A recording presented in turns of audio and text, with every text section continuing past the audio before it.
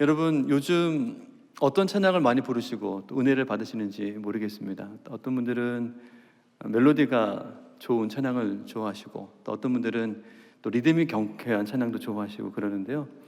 저는 개인적으로 하나님의 말씀, 성경을 가사로 삼은 찬양을 굉장히 좋아합니다. 우리가 오늘 함께 읽은 이 본문의 말씀을 가지고 찬양으로 만든 곡이 있어요. 혹 아시는 분들이 있을지 모르겠는데, 제가 굉장히 어렸을 때 중고등부 다닐 때 배웠던 찬양입니다. 그날이 도적같이. 혹시 아세요? 네, 아시는 분이 많이 있네요. 2절 가사가 이렇게 되어 있습니다. 보여주실까요? 2절 가사가 평강의 하나님이 너희를 거룩하게 하시고 온 몸과 영혼이 주오실 그날에 흠없게 원하노라. 이렇게 되어 있어요. 오늘 몇 절의 말씀인가요? 23절의 말씀입니다. 한번 불러보고 싶은데 시간 관계상 넘어가도록 하겠습니다. 바울이 데살로니가 교회를 생각할 때 그 마음에 항상 안타까움이 있었어요. 목자의 심정이 있었다는 말입니다. 왜냐하면 바울이 공식적으로 3주밖에 복음을 전하지 못했던 교회가 데살로니가 교회였습니다. 그러니까 바울이 데살로니가 교회를 생각할 때마다 내가 좀 더 머물면서 신방도 하고 또 양육도 하고 훈련도 했어야 되는데 라고 하는 그 안타까운 마음이 있었겠죠. 사실 이 데살로니가 교회가 바울이 두 번째 전도 여행을 할 때 세웠던 교회입니다. 원래 바울은 아시아 지역, 지금으로 말하면 터키 지역이죠. 그 지역에서 복음을 전하고 싶었는데 하나님이 막으셨어요. 성령의 인도하심에 순종해서 마게도냐 지방으로 이렇게 올라갑니다. 첫 번째 도시가 빌립보였고, 빌립보의 사역을 마치고 이동했던 곳이 데살로니가 지역이었어요. 바울이 자신의 그 선교 전략대로 먼저 유대인의 회당으로 들어가서 복음을 전합니다. 그런데 경건한 헬라인들은 복음을 받아들였는데 유대인들이 바울을 시기하고 반대했었죠. 그래서 심지어 그 유대인들이 저자의 불량배들을 동원해서 야손의 집을 침입하는 일도 벌어지게 되었습니다. 그래서 바울이 급하게 데살로니가를 빠져나와서 베레아를 거쳐서 또 아덴을 거쳐서 고린도까지 가게 되는 것이죠. 고린도에서 바울이 데살로니가 교회 성도들 생각하면서 펜을 들어서 편지를 쓰게 되는데, 그 첫 번째 편지가 우리가 함께 읽은 데살로니가 전서입니다. 데살로니가 전서 1장 1절에 보면 바울이 이렇게 인사를 해요. 너희에게 은혜와 평강이 있을지어다, 이렇게 인사를 합니다. 그리고 나서 내가 너희의 믿음의 역사와 사랑의 수고와 소망 인내를 잘 기억하고 있다, 이렇게 격려를 하고요. 그리고 나서 하나님을 기쁘게 하시는 삶, 특별히 예수님이 다시 오실 텐데 그 예수님을 맞이하는 올바른 태도가 무엇인지를 쭉 서술을 합니다. 그리고 맨 마지막에 우리가 읽었던 이 본문의 말을 통해서 그의 기도를 하고 마무리를 하게 됩니다. 여러분, 이 본문 말씀 23절과 24절이 바울의 기도인데요. 바울은 그들을 위해서 어떻게 기도했고 또 왜 이런 기도를 했는지 우리가 함께 생각해 보면서 몇 가지 사실을 정리하고 함께 기도 제목을 찾으려고 합니다. 여러분, 우리 함께 23절 말씀을 한 번 더 읽어볼까요? 23절 시작. 평강의 하나님이 친히 너희를 온전히 거룩하게 하시고 또 너희의 온 영과 혼과 몸이 우리 주 예수 그리스도께서 강림하실 때에 흠 없게 보존되기를 원하노라. 아멘. 여기서 바울이 뭐뭐 하기를 원하노라 이렇게 마무리하고 있는데, 이것은 내가 이렇게 되기를 기도한다, 이런 의미입니다. 바울이 데살로니가 교회 성도를 위해서 두 가지를 기도하는 거예요. 하나는 너희가 온전하게 거룩하게 되기를 원한다. 두 번째는 너희의 온 몸과 영이 흠없게 보존되기를 원한다, 이렇게 말하고 있습니다. 먼저 이제 온전히 거룩하게 하시고라는 구절이 눈에 들어오잖아요. 여기서 이제 온전히 거룩하다라고 하는 단어는 홀로 텔레스라고 하는 단어인데, 신약 성경에서 딱 여기서 한 번만 쓰였습니다. 어떤 의미냐면 모든 면에서 완벽하다, 이런 뜻입니다. 모든 면에서 어떠하다고요? 완벽하다. 두 번째 주목하는 단어가 흠이 없다라고 하는 단어인데요. 흠이 없다는 말은 비난할 것이 하나도 없다, 비난할 것이 하나도 없다라는 그런 의미가 됩니다. 그러니까 지금 사실상 바울이 한 가지 기도 제목으로 기도하고 있는 거예요. 데살로니가 교회 성도들이 온전하게 거룩해지고 흠없게 보존되기를 원한다, 이 말입니다. 근데 문제는 무엇이냐면 이 바울의 기도가 이 땅에서 실현 가능한가 하는 것입니다. 과연 바울의 기도대로 데살로니가 교회 성도들은 완전히 거룩해지고 또 흠없게 보존될 수가 있을까요? 네. 사실상 불가능하죠. 저와 또 여러분들의 모습을 생각해 보면 어렵다는 것을 금방 깨닫게 됩니다. 여러분, 오늘 수요기도에 오시면서 차를 가지고 오신 분도 있을 텐데 내 앞에 깜빡이도 없이 들어온 차가 있을 때 욱하는 거 올라왔었죠. 네. 저는 오늘 주차를 못했습니다. 꽉 차 있어가지고. 네.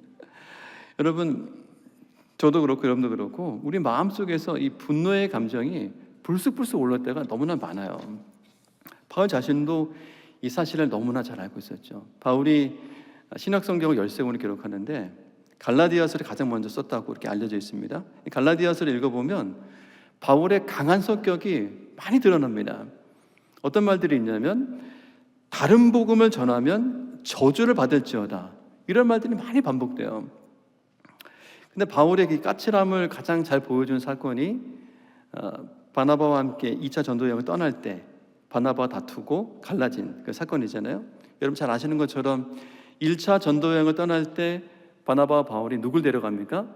마가 요한을 데리고 갑니다. 이 사람이 바나바의 조커였잖아요. 그런데 이 마가 요한이 중간에 탈락하고 예루살렘으로 돌아가 버리죠. 그래서 두 번째 전도 여행을 떠날 때에 바나바는 마가 요한에게 한 번 더 기회를 주자 이렇게 권했고 바울은 절대 안 된다 이렇게 거절했습니다. 그래서 두 사람이 심히 다투고 피차 갈라섰다, 이렇게 성경이 기록하고 있어요. 그러니까 바울은 자기 자신이 얼마나 연약한 사람인지를 잘 알고 있었던 것입니다. 그래서 로마서 7장 24절에 보면 바울이 이렇게 고백하죠. 오호라, 나는 곤고한 사람이로다. 이 사망의 몸에서 누가 나를 건져내랴. 네. 내 자신은 선을 행하기 원하는 마음이 가득한데 내 안에 악이 함께 존재한다는 거예요. 내가 하나님의 법을 따르는 순종하는 삶을 살기를 원하는데 죄의 본성에 이끌려가는 나의 연약함을 발견한다는 것입니다. 자, 그렇다면 바울 자신도 실현 불가능하다고 생각되는 이 기도 제목을 왜 그것도 두 번이나 반복해서 기도하는 것일까요? 그것은 바울이 하나님의 마음을 깨달았기 때문입니다.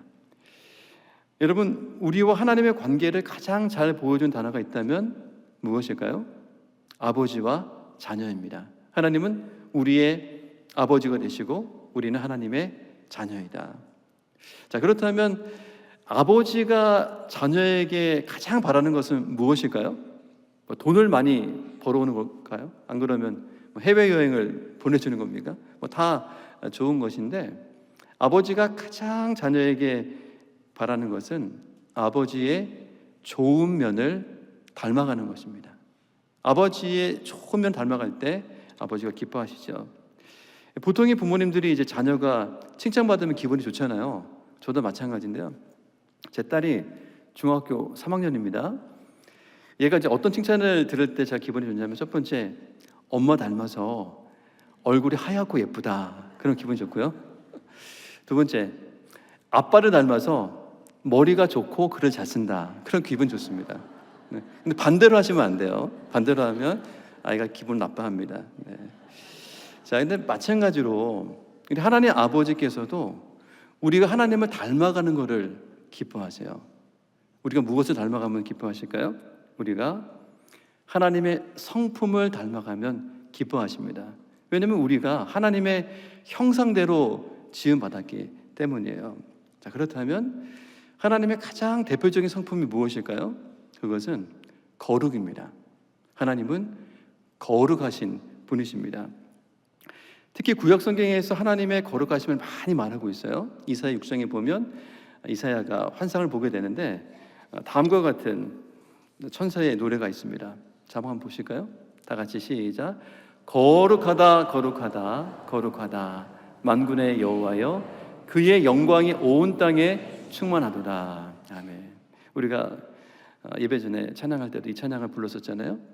거룩하다 거룩하다 만군의 여호와여. 이스라엘의 백성들은 거룩하신 하나님 앞에 예배하는 사람으로 부름받았습니다. 또 그들은 그들의 삶을 통해서 하나님의 거룩함을 드러내는 존재로 부름을 받은 것이에요. 신약시대도 마찬가지입니다. 예수님께서 산상수훈을 쭉 말씀하시면서 마태복음 5장 48절에 이렇게 말씀하십니다. 다 같이.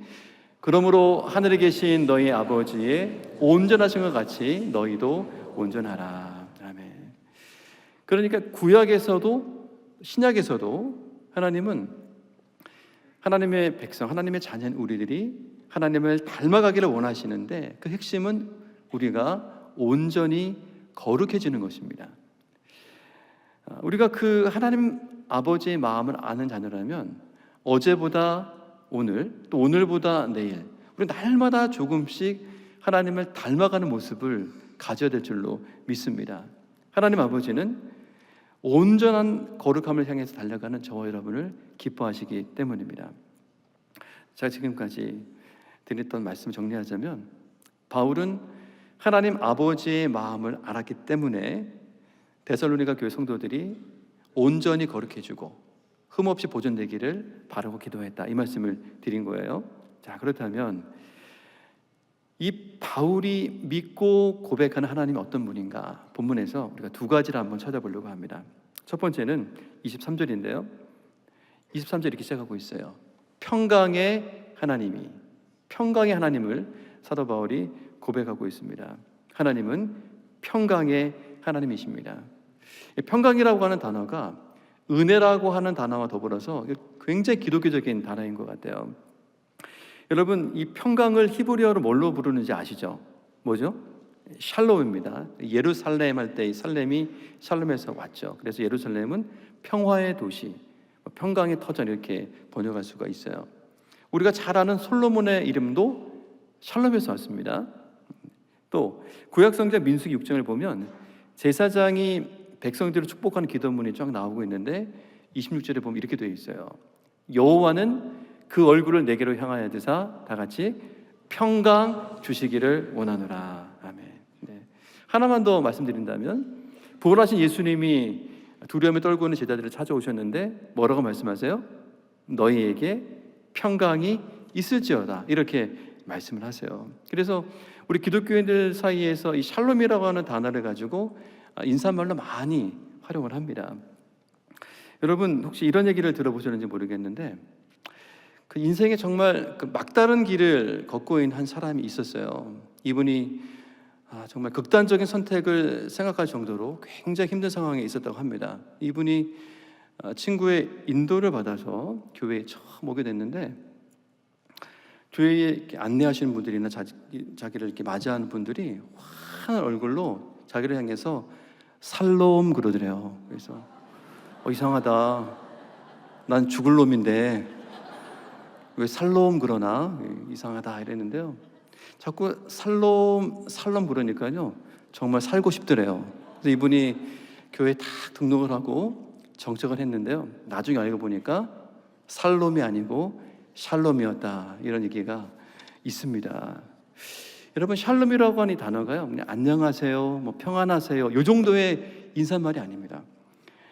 이 샬롬이 굉장히 복합적이고 또 다층적인 의미를 가지고 있는데 우리의 마음이 평안한 것도 샬롬입니다.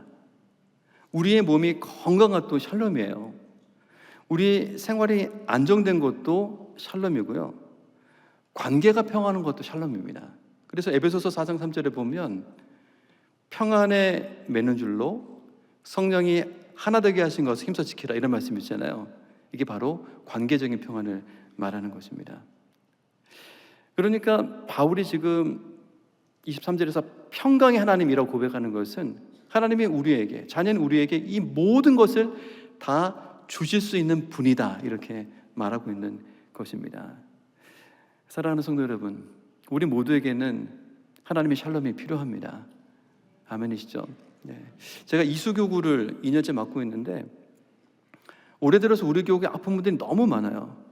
암 환자가 벌써 3분이 발생을 했고, 무릎 인대가 파열돼서 수술한 형제도 있고, 고관절이 부러져서 수술하신 어머니도 계시고, 너무나 아픈 분들이 많습니다. 샬롬이 필요하죠. 이 나라와 민족 가운데도 하나님의 샬롬이 필요합니다. 우리가 겪고 있는 이 현실을 바라볼 때 이 나라가 얼마나 많은 분열과 또 경쟁과 갈등이 있습니까? 우리가 이 시간 이 나라와 민족을 위해서 기도할 때 하나님은 하나님의 샬롬을 이 땅 가운데 부어주시고 우리를 새롭게 하실 줄로 믿습니다. 자, 본문에서 바울이 고백하는 하나님은 평강의 하나님이라고 말씀드렸어요. 자, 그렇다면 두 번째로 본문에서 발견할 수 있는 하나님 어떤 분일까요? 우리 함께 24절 말씀을 읽어보겠습니다. 시작. 너희를 부르시는 이는 미쁘시니 그가 또한 이루시리라. 아멘. 너희를 부르시는 이가 하나님이신데 그 하나님을 어떻게 표현하고 있어요? 미쁘시다 이렇게 표현하고 있습니다. 요즘은 이제 언어 파괴가 너무 많아서 미쁘시다 이 말을 밉기도 하고 예쁘기도 하다 뭐 이렇게 이해하는 아이들도 있더라고요. 근데 그게 아니고 미쁘시다라고 하는 표현은 믿을만하다, 신뢰할 만하다 이런 뜻입니다. 그러니까 하나님이 미쁘시다라고 할 때 어떤 의미겠어요? 하나님은 믿을 만한 분이고 신뢰할 만한 분이다 이런 의미를 담고 있는 것입니다. 이걸 조금 더 이제 신학적인 용어로 바꾸면 하나님의 신실성, 하나님의 무엇이라고요? 신실성 이렇게 말할 수가 있고요. 이거를 좀 일상적인 표현으로 바꾸면 하나님은 약속을 이루신다 이렇게 할 수 있습니다. 하나님은 약속을 이루신다. 그래서 바울이 24절 끝에서 그가 또한 이루시리라 이렇게 말씀하고 있는 것이죠. 여러분 잘 알고 계신 것처럼 우리 성경이 구약 성경과 신약 성경으로 구분되어 있는데 여기 약이라고 되어 있는 요 글자가 약속의 약이잖아요. 그래서 구약 성경에는 뭐 아브라함 언약, 시내산 언약, 다윗 언약 이런 것들이 많이 기록되어 있는데 그 핵심이 무엇이냐면 예수님이 구원자로 이 땅에 오실 것이다 라는 약속이 기록되어 있습니다. 그렇다면 신약에는 어떤 약속이 기록되어 있을까요? 약속대로 오신 예수님이 이 땅에서 구원을 이루셨는데 그 예수님이 부활 승천하셨고 그 예수님이 다시 오실 것이다 라는 약속이 기록되어 있어요. 그러니까 성경은 기본적으로 언약과 성취, 약속이 이루어지는 구조로 되어 있는 것입니다. 한편 하나님은 이렇게 약속을 이루시는 분이시기 때문에 우리가 하나님의 약속을 붙잡고 기도하면 하나님은 응답하실 수밖에 없어요. 그것이 하나님의 특징입니다. 그래서 이런 말이 있습니다. 하나님의 약속은 하나님의 아킬레스건이다 이런 말이 있어요. 여러분 아킬레스건 아시잖아요. 아킬레스건은 이 발목에 힘줄을 말하는데 아킬레스의 어머니가 그 아들 아킬레스의 발목을 딱 이렇게 붙잡고 스틱스 강에 딱 집어넣습니다. 이 아들의 몸을 무적으로 만들어 주려고. 그런데 손목을 잡았던 그 발목만 물에 닿지 않았잖아요. 그래서 아킬레스의 그 발목이 치명적인 약점이 되었다는 이야기죠. 그러니까 하나님의 약속은 하나님의 아킬레스건이다라고 하는 것은 하나님의 약속은 하나님의 치명적인 약점이라고 할 수 있는데 우리가 하나님의 약속을 꽉 붙잡고 기도하면 하나님은 그 약속을 이루어 줄 수밖에 없다라고 하는 의미가 되는 것입니다. 이 사실을 가장 잘 알았던 사람이 모세죠. 모세가 출애굽한 이스라엘 백성들을 이끌고 시내산까지 갔어요. 그리고 하나님의 부름을 받아서 시내산 꼭대기로 올라갑니다. 40일 동안 머물면서 하나님의 말씀을 받았어요. 근데 산 밑에서 이제 난리가 났죠. 자신들을 인도했던 모세가 40일간 눈에 보이지 않으니까 어떻게 합니까? 백성들이 아론을 찾아가서 우리를 인도할 신을 만들어내라 이렇게 요청을 합니다. 그래서 금송아지를 만들어서 숭배하는 일이 벌어졌어요. 하나님이 크게 분노하셨습니다. 내가 그들을 진멸하겠다 이렇게 말씀을 하시는데 그때 모세가 어떻게 반응할까요? 출애굽기 32장 13절 말씀 같이 읽겠습니다. 시작. 주의 종 아브라함과 이삭과 이스라엘을 기억하소서. 주께서 그들을 위하여 주를 가리켜 맹세하여 이르시기를 내가 너희의 자손을 하늘의 별처럼 많게 하고 내가 허락한 이 온 땅을 너희의 자손에게 주어 영원한 기업이 되게 하리라 하셨나이다. 아멘. 여기서 핵심이 어디예요? 주께서 그들을 위하여 주를 가리켜 맹세하여 이르시기를 여기가 핵심입니다. 맹세라는 단어가 있는데 맹세가 무엇인가요? 내가 그렇게 하겠다라고 약속하는 것입니다. 일정한 목표를 이루겠다고 결단하는 것이죠. 그러니까 모세가 하나님 앞에서 주장하는 바가 무엇이냐면 이런 의미죠. 하나님께서 이스라엘 백성들에게 약속하셨잖아요. 그것도 하나님의 이름으로 약속하셨잖아요.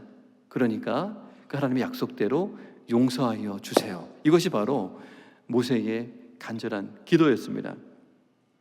모세가 하나님의 아킬레스건을 붙잡고 기도한 것인데요, 그 결과가 어떻게 됐을까요? 바로 이어진 14절에 이렇게 말씀하십니다. 시작. 여호와께서 뜻을 돌이키사 말씀하신 화를 그 백성에게 내리지 아니하시니라. 아멘. 하나님께서 즉각적으로 응답하신 것이죠. 이와 같이 하나님의 약속을 붙잡고 기도하면 하나님께서 반드시 응답해 주십니다. 제가 친구 이야기를 한번 들려드리고 싶은데요, 이 친구가 어렸을 때 좀 가정 환경이 어려웠어요. 그래서 할머니 댁에서 그 할머니의 돌봄을 받으면서 잘 자랐던 친구였는데, 이 친구가 20대가 되어서 청년이 되었을 때 할머니가 갑자기 아프셨습니다. 그래서 시한부 인생을 선고받으셨는데, 이 친구가 너무 충격을 받았겠죠. 근데 그 마음속에 어떤 생각이 딱 떠올랐냐면, 내가 히스기야의 기도를 중심으로 할머니를 위한 치유 기도문을 만들어 드려야 되겠다 결단한 거예요. 그래서 히스기야가 기도했던 그 내용들을 가지고 기도문을 만들었습니다. 여러분, 열왕기상 20장 3절 말씀에 보면 히스기야가 이렇게 기도를 해요. 여호와여 구하오니 내가 진실과 전심으로 주 앞에 행하며 주께서 보시기에 선하게 행한 것을 기억하옵소서 하고 히스기야가 심히 통곡하더라. 이렇게 되어 있습니다. 그래서 이 말씀을 중심으로 이 친구가 치유와 회복에 대한 말씀들을 싹 모아서 할머니를 위한 치유 기도문을 A4 한 장으로 딱 정리를 했어요. 그리고 할머니께 전해드리면서 할머니 하루에 3번 이상 꼭 간절하게 기도하시라고 그렇게 부탁을 드렸어요. 그때 할머니가 손자의 당부대로 이 치유 기도문을 가지고 열심히 기도하셨습니다. 할머니 어떻게 되셨을까요? 15년을 생존하고 돌아가셨어요. 네. 여러분, 히스기야가 낯을 벽으로 향해서 통곡하며 기도했잖아요. 그때 하나님이 이사야에게 즉각적인 응답을 주시는데 성경이 이렇게 기록하고 있습니다. 보실까요? 다 같이 시작. 내가 내 기도를 들었고 내 눈물을 보았노라. 내가 너를 낫게 하리니 내가 3일 만에 여호와의 성전에 올라가겠고 내가 내 날에 15년을 더할 것이며. 아멘. 놀라운 일이죠. 제 친구가 이 약속의 말씀을 붙잡고 하나님 앞에 간절히 기도했을 때, 그 할머니가 이 약속의 말씀을 신뢰하고 간절히 기도했을 때 하나님이 15년의 삶을 허락하시는 놀라운 일이 벌어진 것입니다. 사랑하는 성도 여러분, 여러분에게도 하나님께서 반드시 이루어 주셔야만 하는 기도 제목들이 많이 있으시죠? 저도 그렇습니다. 어떤 분들은 재정적인 어려움이 극복되기를 간절히 구하는 분도 있고요. 또 어떤 분들은 자녀의 진학, 취업, 결혼 이런 것들을 위해서 간절히 기도하는 분들이 계세요. 또 어떤 분들은 우리 교회의 미래, 한국 교회의 다음 세대를 위해서 부르짖어 기도하는 분도 많이 계십니다. 사랑하는 성도 여러분, 하나님의 약속의 말씀을 붙잡고 기도하시기 바랍니다. 너희를 부르시는 이는 미쁘시니 그가 또한 이루시리라. 그 약속의 말씀 그대로 신실하신 하나님께서 우리의 간절한 기도에 응답하시리라 확신합니다. 아멘. 제가 오늘 본문을 기초로 해서 3가지 말씀 여러분들에게 드렸어요. 첫 번째는 하나님은 우리의 아버지시기 때문에 자녀인 우리가 하나님의 성품을 닮아가는 것을 기뻐하십니다. 두 번째는 하나님은 평강의 하나님이신데 우리들에게 마음의 평강, 육체의 평강, 관계의 평강 등 복합적이고 다층적인 그런 평강을 주시기를 원하십니다. 마지막 3번째, 하나님은 신실하시기 때문에 약속을 이루시는 분이고 우리가 하나님의 약속을 붙잡고 기도할 때 하나님은 반드시 응답해 주십니다. 자, 그렇다면 이제 우리에게 남아있는 게 있어요. 이 말씀에 대한 믿음의 결단입니다. 사랑하는 성도 여러분, 우리가 어떻게 하나님의 성품을 닮아갈 수 있을까요? 또 우리가 어떻게 하나님의 평강을 사모하면서 약속의 말씀을 붙잡고 기도할 수가 있을까요? 가장 기본적인 방법은 일정한 시간과 장소를 구별해서 하나님을 만나는 것입니다. 시간적 여유가 있는 분들은 새벽에 교회 나와서 기도하는 게 가장 좋겠죠. 하지만 그게 어려우신 분들은 내 환경에서 구별할 수 있는 시간과 장소를 딱 정해서 하나님 앞에 나아가는 것, 그것이 중요합니다. 여러분, 성경의 인물 중에 나다나엘이라고 있어요. 나다나엘 들어보셨죠? 바돌로메라고도 하는데 예수님의 12제자 중에 한 사람입니다. 이 사람이 베세다 출신이고 빌립의 친구였어요. 어느 날 빌립이 예수님을 먼저 만났습니다. 그리고 나다나엘을 찾아가서 야, 내가 메시아를 만났다, 가서 한번 보자 강권하니까 나다나엘 뭐라 그래요? 친구야, 나다나엘 얘기합니다. 나사렛에서 어떻게 선한 것이 날 수 있느냐. 그러니까 빌립이 계속 강권하죠. 그래서 예수님을 따라 앞에 갔어요. 그때 예수님이 나다나엘을 보고 어떻게 말씀하시냐면, 보라, 이는 참으로 이스라엘 사람이라 그 속에 간사한 것이 없도다, 이렇게 말씀하시는 거예요. 그러니까 나다나엘이 너무 놀랐습니다. 예수님, 어떻게 나를 아십니까? 이때 예수님께서 어떻게 말씀하시냐면 요한복음 1장 48절 같이 한번 읽어볼까요? 시작. 빌립이 너를 부르기 전에 내가 무화과나무 아래에 있을 때에 보았노라. 아멘. 그러자 나다나엘이 예수님 앞에 엎드려서 뭐라고 고백하냐면, 라비여, 당신은 하나님의 아들이시요 당신은 이스라엘의 임금입니다, 이 고백을 해요. 여러분, 왜 나다나엘이 이런 반응을 보였을까요? 예수님이 말씀하신 그 무화과 나무 아래가 나다나엘이 하나님을 만났던 그 장소이기 때문입니다. 나다나엘이 매일 하나님과 영적으로 교제했던 장소가 그 무화과 나무 아래였어요. 나다나엘은 그 무화과 나무 아래에서 하나님의 말씀을 묵상했습니다. 약속의 말씀을 붙잡고 기도했습니다. 그 과정에서 하나님의 샬롬을 경험하고 또 하나님의 성품을 닮아가고자 결단했겠죠. 아무도 이 사실을 모르는데 예수님께서 그 말씀을 하시니까, 아, 내가 만난 그 하나님이 바로 내 앞에 계신 예수님이구나 라는 것을 깨달았던 것입니다. 그리고 나다나엘은 예수님이 인정하실 정도로 참 이스라엘 사람, 변화되고 성숙한 사람으로 성장하게 되는 것입니다. 사랑하는 성도 여러분, 평강의 하나님이 이루십니다. 하나님 아버지를 닮아가기 위해서, 하나님이 주시는 평강을 누리기 위해서 하나님의 약속을 붙잡고 나다나엘처럼 날마다 기도 자리를 지키는 저와 여러분의 되기를 간절히 소망합니다. 아멘. 잠시 기도하겠습니다. 참 좋으신 아버지 하나님, 오늘 말씀을 통해 하나님의 마음을 깨닫게 하시니 참 감사합니다. 하나님은 우리의 아버지시기 때문에 자녀인 우리들이 하나님의 성품을 닮아가기를 원하신다고 믿습니다. 하나님의 거룩하심을 본받아 더욱 온전한 인격과 삶으로 변화되게 하여 주옵소서. 평강의 하나님, 우리에게는 하나님의 샬롬이 필요합니다. 우리 가정과 교회에, 그리고 이 나라와 민족 가운데 하나님의 평강을 물붓듯 부어 주옵소서. 이 시간 우리가 하나님의 약속을 붙잡고 기도할 것을 결단합니다. 우리에게도 나다나엘처럼 무화과 나무 아래에서 하나님과의 깊은 교제를 허락하여 주옵소서. 우리의 기도에 언제나 신실하게 응답해 주시는 우리 주 예수 그리스도의 이름으로 기도하옵나이다. 아멘.